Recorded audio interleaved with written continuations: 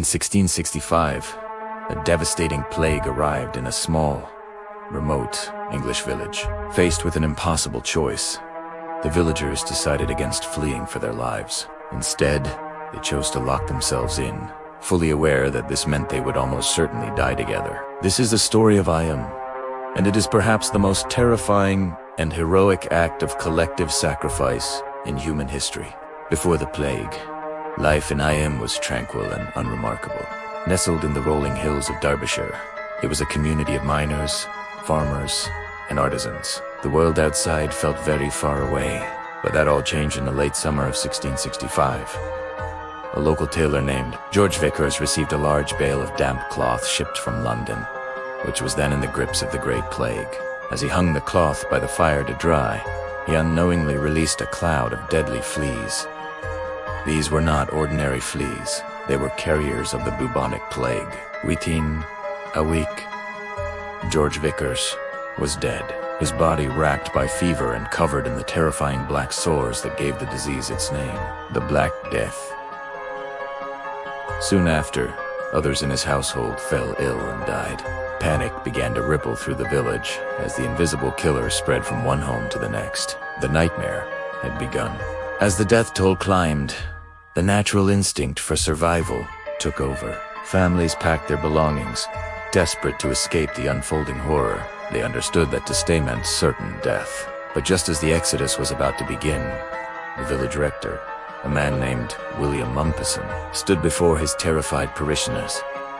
Alongside the previous rector, Thomas Stanley, he made a desperate plea. He painted a stark and terrible picture for them. If they fled, they would carry the plague with them. They would infect the surrounding towns and cities, spreading death and misery across the north of England. Thousands, perhaps tens of thousands of strangers would die because of them. He proposed an alternative, an unimaginable sacrifice. He asked them to stay, to quarantine the entire village, cutting themselves off from the outside world completely. They would be sealing their own fate, but in doing so, they would save countless others. It was a choice between their own lives and the lives of thousands they would never meet. After much anguish and debate, the villagers of eyam made their decision. They agreed to stay. They drew a boundary line of stones around the village, a line that no one was to cross, in or out.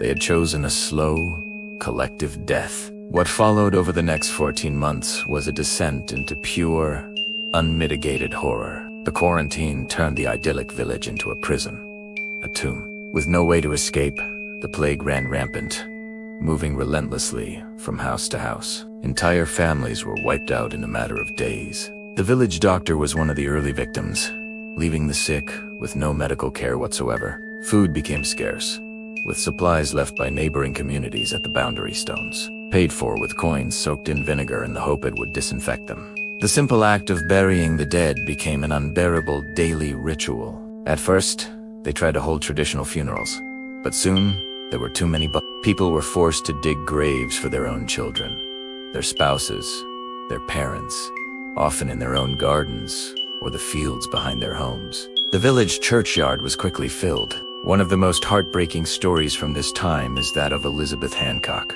In the space of just 8 days in August 1666, she watched her husband and all 6 of her children succumb to the plague. Alone, she had to drag their bodies one by one up the hill to a small plot of land for burial. She was a single woman burying her entire world. The psychological toll was immense. The constant sound of church bells tolling for the dead eventually ceased, as there was no one left with the strength or will to ring them. Survivors would see their neighbors through a window one day, only to find the house silent and shuttered the next. The village became a place of profound silence, punctuated only by the sounds of grief and the whispers of the dying. It was said that at night, the empty cobblestone streets were not truly empty. The villagers, steeped in folklore, believed the spirits of the recently deceased lingered, wandering through the fog, restlessly calling out the names of their loved ones, unable to find peace. Astonishingly, the quarantine worked. The villagers' unimaginable sacrifice was not in vain. The plague was contained. It never spread beyond the stone boundary of eyam. They had saved the north of England from a devastating outbreak, but the cost was catastrophic. When the quarantine was finally lifted over a year later, Only a fraction of the population remained. Of the roughly 350 people who had sealed themselves inside, at least 260 were dead. Eyam had lost over 75% of its people. The village was scarred forever, a ghost of its former self. And, according to local legend, the real ghosts never left. For centuries after the plague, stories have been told of the lingering spirits of eyam.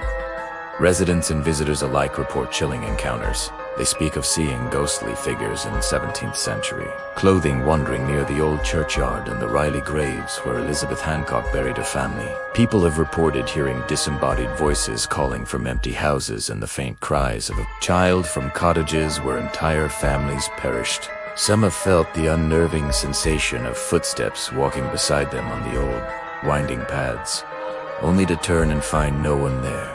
These are said to be the souls of the plague victims, their tragic stories replaying for eternity. The story of eyam is a testament to the depths of human courage and self-sacrifice. These ordinary villagers made a choice to face certain death so that thousands of strangers could live. It's a legacy of heroism written in stone and sorrow. But some say their souls never truly left the village they gave their lives to protect. Perhaps they are still there, trapped between worlds, forever wandering the misty lanes of eyam, still waiting for a peace they were never granted in life. Thank you for watching. If this story moved you, please consider subscribing for more tales from the shadows of history.